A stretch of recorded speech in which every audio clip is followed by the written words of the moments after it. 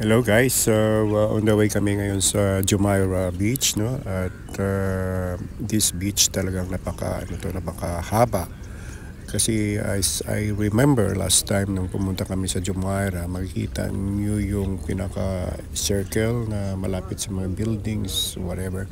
Maraming mga recreation. Kaya lang yung pupuntahan namin ngayon ay extended na. So tingnan natin kung ano ang makikita natin dito. Ayan, nakikita na rin on the right side. Ayan na siya.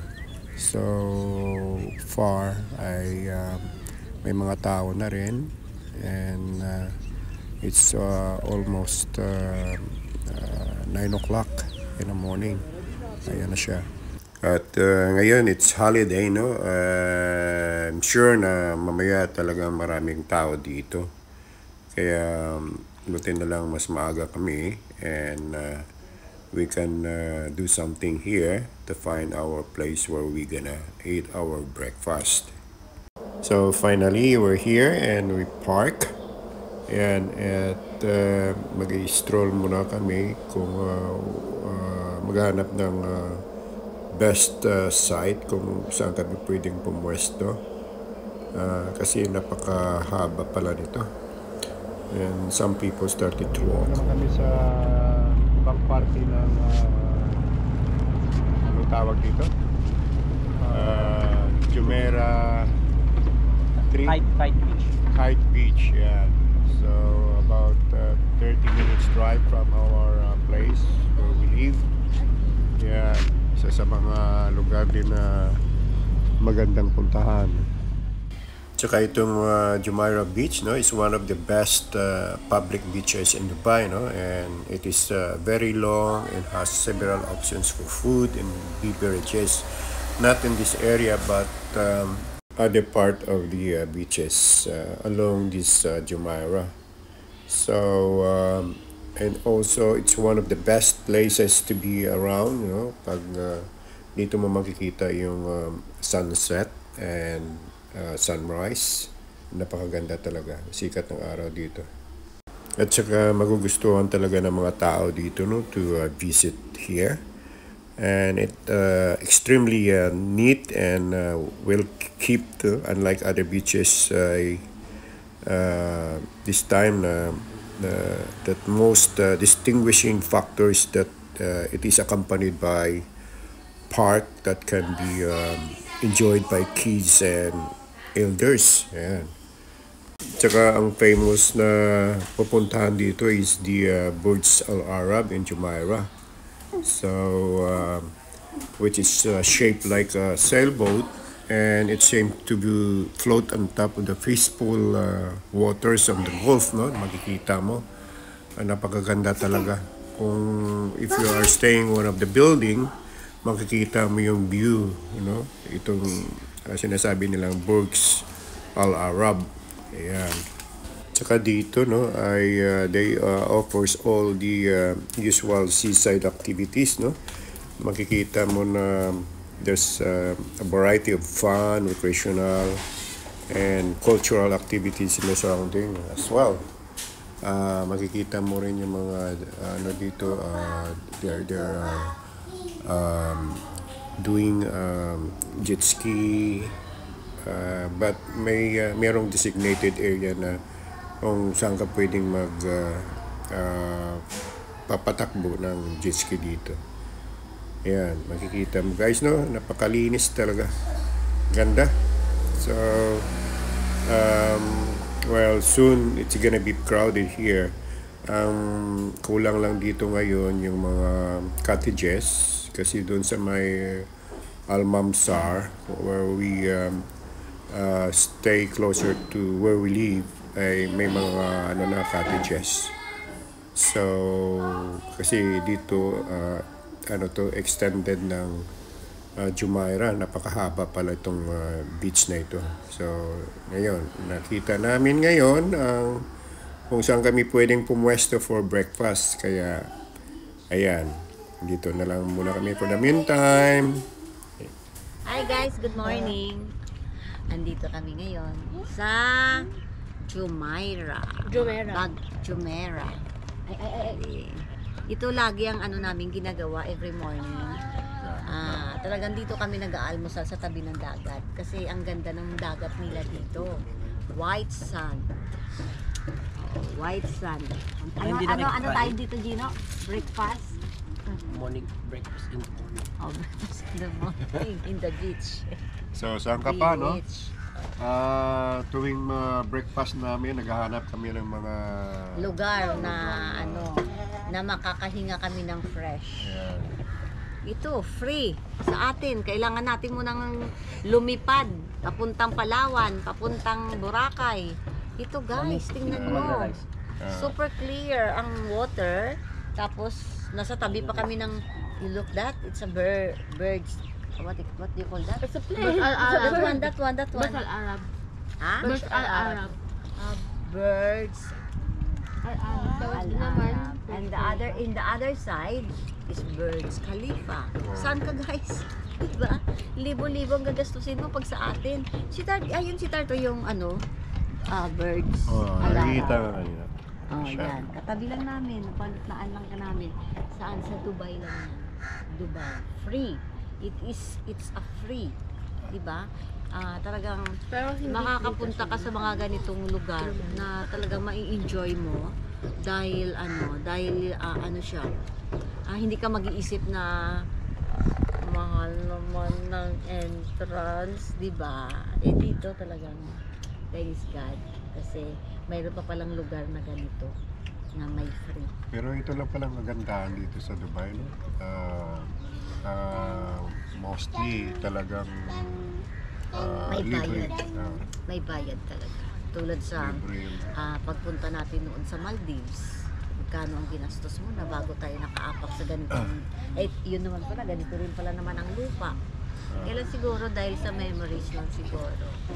Sa memories lang. Pero kung tutusin talaga, ang ganda-ganda dito. Lalo na siguro pag na-develop ito. Kasi nakikita namin nung dumadaan kami, talagang may tinatayo na silang mga bagong yung mga puno. So, pinipili nila ngayon yung mga puno na talagang nabubuhay. Yung nabubuhay sa buhangin. Kaya balang araw puno na rin to ng puno. Kasi dati disyerto to, diba? Tapos nidevelop nila. Pero di ba pag halimbawa na bago pa yung place, ina-allowed siguro na for public na walang bayad muna. No? Pagdating ng panahon may bayad na. Of course, parang gano'n yun. Palagay nyo, Business pagdating na. ng panahon may bayad na to. Tulad sa sa Palagay ko hindi. Binistahan sa Legoland, di ba last time walang doon? Walang bayad sa ngayon. Riverland. Sa Walang bayad Riverland? dati sa Riverland. O ba't ngayon? Close park kasi yun eh. O kasi park yun sa resort. Pagpasok mo kasi doon talaga makikita mo talagang center siya na talagang bigyan mo water? kailangan mo siya magbayad. Ito kasi owned by the government. Open area siya.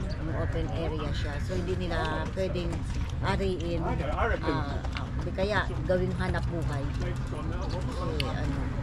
Siguro pagdating ng panahon, pero nakikita ko kahit anong ganda ng lugar nila, hindi sila nag-aano ng tax. Kasi yung talaga, yung iba kasi talagang tax. Wala for business na talaga sila. No? Ito wala. Tingnan mo, marami silang mini-maintain. O tingnan mo, may mga sila, may taga-punas sila. I-focus mo doon sila. Mayroon naglilinis ng ng floor pagbasa. Talagang, di ba? Kung kurakot yung government nila, sasabihin nila, kailangan pasweldo namin dito sa tao na to, kailangan magbayad kayo dito. Kasi tingnan mo, may naglilinis pero libre. Di ba? Sa atin lang to. Lahat kunin na naman to lahat ang pambayad dito sa tagalinis. O di ba guys, ano masasabi nyo sa sinasabi ko? May point ba ako? Kaya kakaiba yung Joy, ano masasabi mo? Oy, kain muna, sabi mo apo, kain tayo. Kain tayo. Ano masasabi mo sa lugar na ito? Ganda po. Ganda. So first time mo pumunta dito. How often you visit places like this? Every day. Every day? Wow. So you Oo, like it? kaya makikita mo yung color niya. Tall, dark, and handsome. Yeah. Tall, dark, and handsome ang apo na. Yan kami. Yung isa. Anong masasabi mo, Danery? Danery, Do not climb the rock. anong masasabi mo? Don't climb? Don't climb on the Rock. what? Rock. Huh. Because it is Dangerous. yeah, it is dangerous, right? Yeah. So, Papang, don't climb the rock. Why? Because he is already a what? Senior. Old. Yes, already old na old. si Papang. No. Okay na, say bye-bye na. Bye to the vlog. Bye po. Bye vlog. Bye po. Hindi na ko yung sobrang pagkain ko. Naku, nag-aagawan sila sa harapan namin. Sabi na ni ate Ma, di ba kahit nasa bibig mo na? Ha? Yung mga area na pwedeng kaming with hand ito, yung mga yung pato sa kabila. Ayun. Kasi tayo?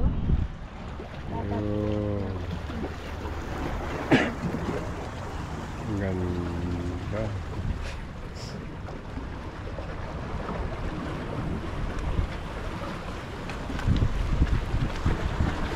Tawagan mo siya. Ayun guys, and nakikita nyo naman, I'm not really a professional of doing this fishing thing, no? I'm only a beginners. Yeah, but it's fun. See? Watch this, guys.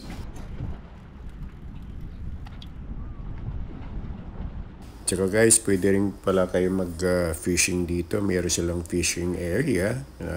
Nakita nyo naman kung saan ako pumisto kanina. So, just like, just a few minutes, no? Ay, tinry ko. Kaya lang, medyo hindi maganda ang water, and it's, the current, it's heavy. Kaya, hindi kami tumagal. So, ayun. And on the way home na kami, ayan, pabalik na sa bahay, and we enjoyed here. Let's go. You're still playing there? Come on, let's go. Let's go, let's go. Let's go, let's go. Come. Wala nga.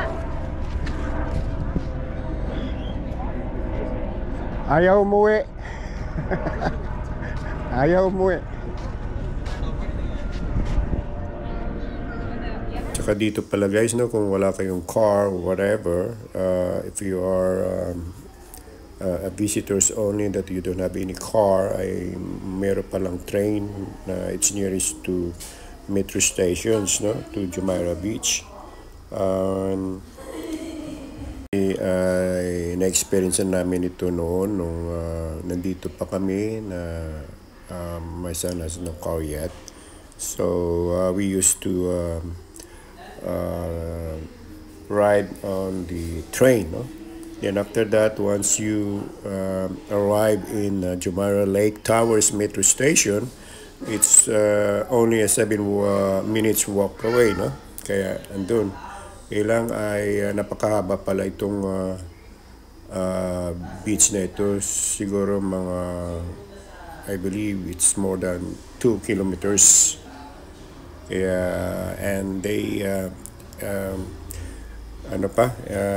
dinidevelop to extend more. Kaya ang ganda talaga dito guys. So just until here guys, and we are set to go. Thank you for watching. God bless everyone.